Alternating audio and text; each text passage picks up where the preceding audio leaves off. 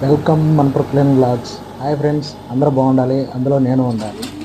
అది వచ్చేసి ఆ కాలువ వచ్చేసి టెంపుల్ కాడ నుంచి వాగులు కలిసే కాలువ. ఈ మధ్యలో చాలా జరిగింది. ఏంటంటే అక్కడ గుడికాడికి వచ్చిన భక్తులు కాళ్ళు కడుక్కొని స్నానాలు చేసిన వాటర్ ఉంది కదా, ఆ వాటర్ అనేది అక్కడి నుంచి వెళ్ళిపోయి అటు వాగులు కలిసింది. ఆ వాగులో కలిసేదానికి ఏం జరిగిందంటే ఆ మధ్యలో ఒక దేవుడు మాన్యం ప్లేస్ ఉంటే ఆ ప్లేస్లో కొంతమంది ఆక్రమించుకొని అక్కడ కొన్ని గుడిసెలు లాగా ఇల్లు కట్టుకున్నారు. కట్టుకున్న వాళ్ళు ఏం చేశారంటే ఆ కాలువకి మట్టి వేశారు. మట్టి అందరూ వేయలేదు, అక్కడ ఒక ఇంటి అతను వేసాడంట. అది మనం ఇప్పుడు తీస్తున్నాం ఆ మట్టి. ఏం జరిగిందంటే అక్కడి నుంచి వచ్చే వాటరు లైట్గా వచ్చి అక్కడే ఇంకిపోతున్నాయి, కొన్నేమో వచ్చేస్తున్నాయి. ఆ వచ్చే వాటర్ వెళ్ళకుండా అక్కడే ఆగిపోయి అక్కడే ఇంకిపోతున్నాయి కొన్ని. ఈ మధ్యకాలంలో ఏం జరిగిందంటే కొంచెం వర్షాలు పడ్డాయి. ఫుల్గా వర్షాలు పడటంతో ఆ పైన ఉన్న చెత్త చెదారం మొత్తం కొట్టుకొచ్చేసి అక్కడే ఆగిపోవటం వల్ల నీళ్ళు అక్కడే ఇంకా గ్లాసులు, పేపర్లు అన్నీ ఇస్తర్లు అన్నీ కొట్టుకొచ్చాయి కదా.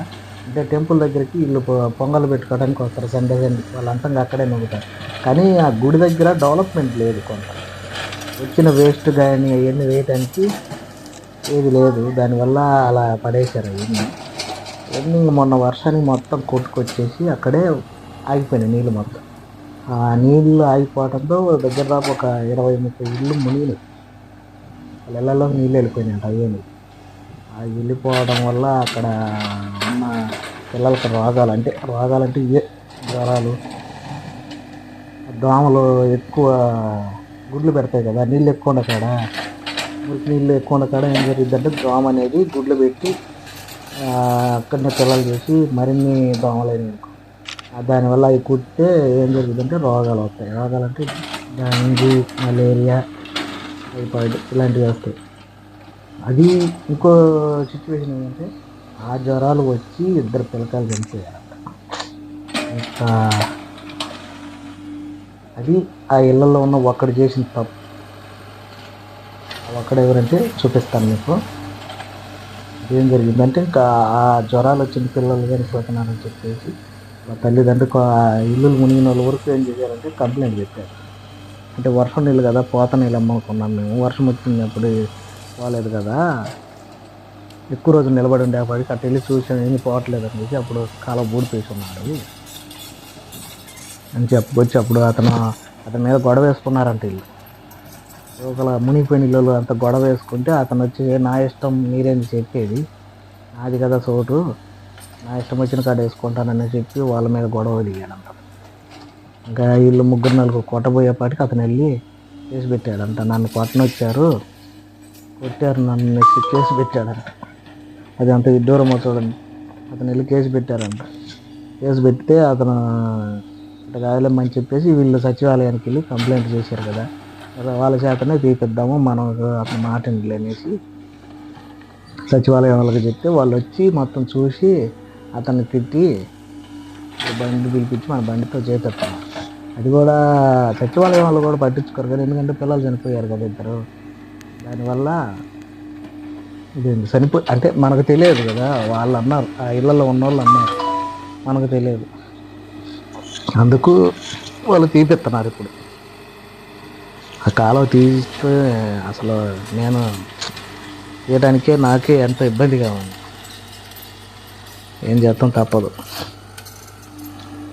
అంటే నేను ఒప్పుకునేవాడిని కాదు, కానీ జనం కదా, ఎవరో ఇప్పుడు మనం కాలువ చేసేదానికి అంత ఇబ్బంది పడితే వాళ్ళు అక్కడే బతుకుతున్నారు. అందుకని చెప్పేసి నేను సరేలే తీస్తాలే, మనుషులే కదా పాపం, వాళ్ళకి ఇబ్బందే కదా అనేసి నేను ఒప్పుకున్నా పని చేస్తానని. ఇప్పుడు 3 రోజుల నుంచి చేస్తూ ఉన్నాం. మనోడు సెలవు పెట్టాడు డ్రైవరు, నేను చేస్తూ ఉన్నా. దానికి తోడు ఏంటంటే అక్కడ చిలకంప అంతా కొట్టారు కదా, చెట్లు మొలిచి వాళ్ళు కూడా కొంచెమన్నా తెలుసుకోవాలి. ఇప్పుడు మనం ఉంటున్నాం కదా, కొంచెమన్నా బాగు చేసుకుందామని మనం ఉండేది అని అనుకోవాలి. వాళ్ళ ఇళ్ళ చుట్టూ మొలిచిన చిల్ల చెట్లు కూడా అట్టే పెంచుకొని అట్టే ఉంచుకున్నారు. అవి నరికేసి ఆ వేస్ట్ అంతా అక్కడే వేసి ఆ వాటర్లో కుళ్ళిపోయి అది కూడా దానివల్ల కూడా దోమలు వచ్చినాయి. అది మొత్తం తీసి మొత్తం కొంతేమో అటు కాలువకు నెట్టేసాను, కొంతేమో ఆడనే కూల చేసేసాను. ఇప్పుడు వాళ్ళేమో మళ్ళీ అటు నెట్టొద్దు ఉంచు, మాకు పొయ్యిల్లోకి కావాలా, నీళ్ళు కాసుకోవటానికి వాటికి వీటికి ఉపయోగపడతాయి అంటారు.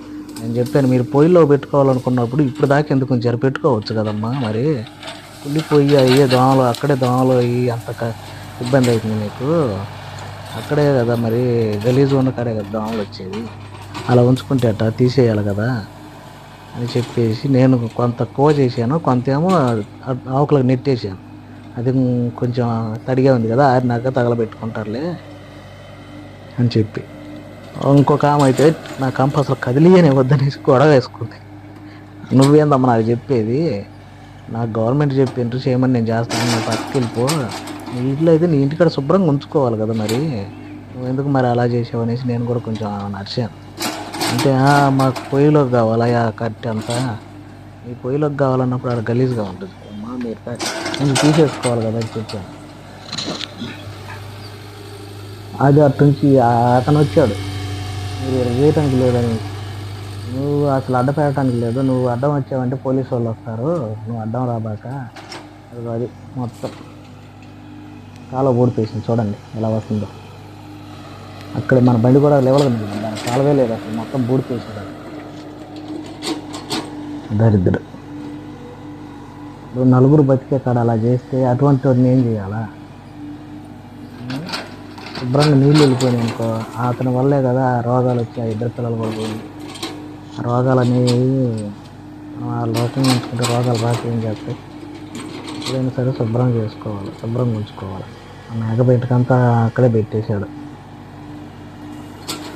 అది ఎరువే కదా, ఒకసారి వేసుకొని అతనికి యూజ్ అయితే పొలానికి వాడుకో, లేదనుకో నీకు అవసరం లేదనుకో అమ్మేసి ఎవరో ఒకరు డబ్బులు ఇస్తే ఎత్తుకొని పోతారు కదా, నీకు అవసరం లేనప్పుడు. అలా కాకుండా వాళ్ళే అక్కడే ఉంచుతుంది, అది దానివల్ల లేనిపోయిన రోగాలన్నీ వస్తూ ఉంటాయి.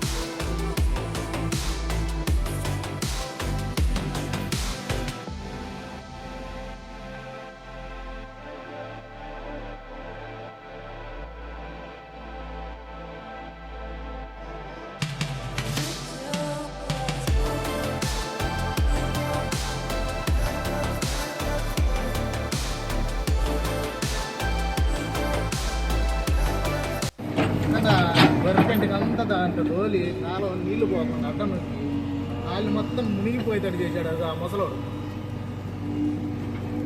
చూపిస్తా ఉన్నాడు ఆ ముసలోడు. ఒకసారి ఆయన మొత్తం ఊరు మునిగిపోవడానికి కారణం ముసలోడు ఆయన.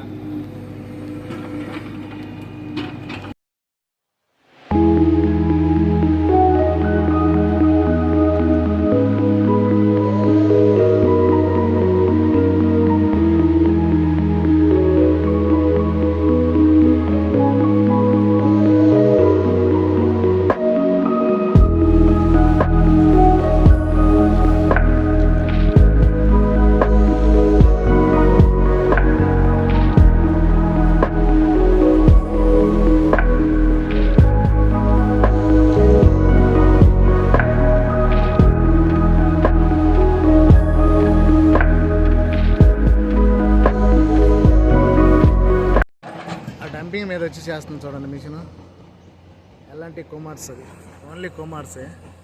ఇప్పుడు ఏసీ బండ్లు వచ్చాయి కదా అవి, అది ఆ డంపింగ్లో మొత్తం రాళ్ళు ఏరుతున్నారు. అంటే కోరిలో వచ్చిన వేస్ట్ ఇక్కడ డంపింగ్ పోతారు. ఈ డంపింగ్ మీద మళ్ళీ దానిలో పొగలేన్లు పెట్టి మళ్ళీ మంచి రాళ్ళు ఏమన్నా ఉంటాయి ఏమన్నా వచ్చి మళ్ళీ కిలికిచ్చి అది పనికిరాని మళ్ళీ చేస్తారు. కొంచెం ఒక మాదిరిగా పనికి వచ్చేమో పేటలకు అమ్ముతారు.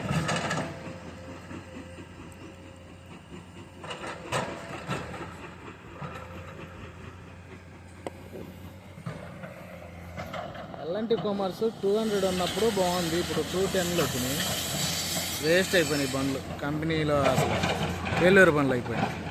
అప్పుడు 200 వర్క్ చేసేది, సూపర్గా చేసేది. కనిపిస్తుంది కదా కొండ, అదే రామతీర్థం కొండ. దానిపైన ఏదో బావి ఉందంట కొండ పైన, పాతల కాలం ఉంది పెద్దవాళ్ళు అంటారు. మా బాబాయ్ చెప్పాడు అప్పుడు మాకు. అది చూడండి వేస్ట్ ఏడ పనికిరని మళ్ళీ పక్కన నొక్కుతారు. మళ్ళీ పక్కన నొక్కి మళ్ళీ బ్రేకర్ పెట్టి బ్రేకర్తో కొట్టి అదిగో అక్కడ క్రాసరు, అది కంకర మిల్లు, స్టోన్ క్రాసర్. అక్కడికి వచ్చి అన్లోడ్ చేసి అక్కడ మళ్ళీ మిల్లుతో కట్ చేసి కంకర తీసుకెళ్తారు. అయితే ఇక్కడ వచ్చేసి ఏంటంటే రాళ్ళు 2x1 కానీ 2x2 కానీ, అంటే 2 మీటర్ల రాళ్ళు కానీ 3 మీటర్ల రాళ్ళు కానీ 1.5 మీటర్ అట్లాంటివి వస్తాయి. క్వారీలో వచ్చేసేమో 3 మీటర్ల నుంచి ఇంకా పెద్ద రాళ్ళు క్వారీలో.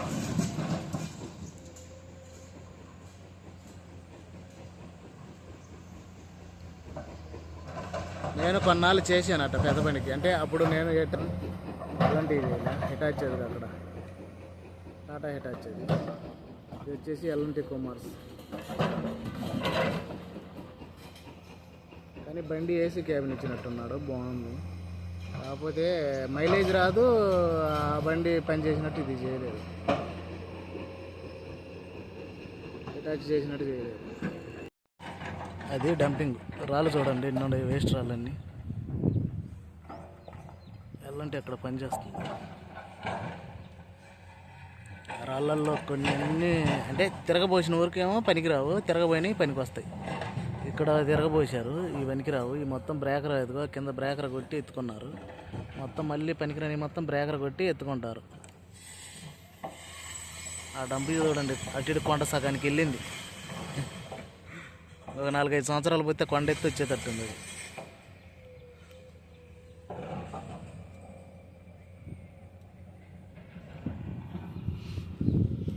ఈ వీడియో అయితే ఇంతటితో కంప్లీట్ చేస్తున్నా. నా ఫేస్ కనిపించకుండా వీడియోలు చేస్తున్నా, క్షమించండి. నాకైతే కొంచెం సిగ్గు ఎక్కువ, అందుకని చెప్పేసి నేను ఫేస్ కనిపించకుండా వీడియోలు చేస్తున్నాను. కానీ సబ్స్క్రైబ్ చేసుకుంటే కదా నాకు కూడా ధైర్యంగా ఉండేది. అంటే మీ సపోర్ట్ కావాలి. అంటే నా వీడియోలు ఎంతవరకు వెళ్తున్నాయి, ఎంతమంది చూస్తున్నారా, అసలు వాళ్ళకి నచ్చుతున్నాయా లేదా అనేది మీరు సబ్స్క్రైబ్ చేసుకునే దాన్ని బట్టి ఉంటుంది నాకు. సబ్స్క్రైబ్ చేసుకోండి, లైక్ చేయండి, షేర్ చేయండి, కామెంట్ పెట్టండి. వీడియోస్ బాగున్నాయా లేదనేది ఫస్ట్ కామెంట్ పెట్టండి.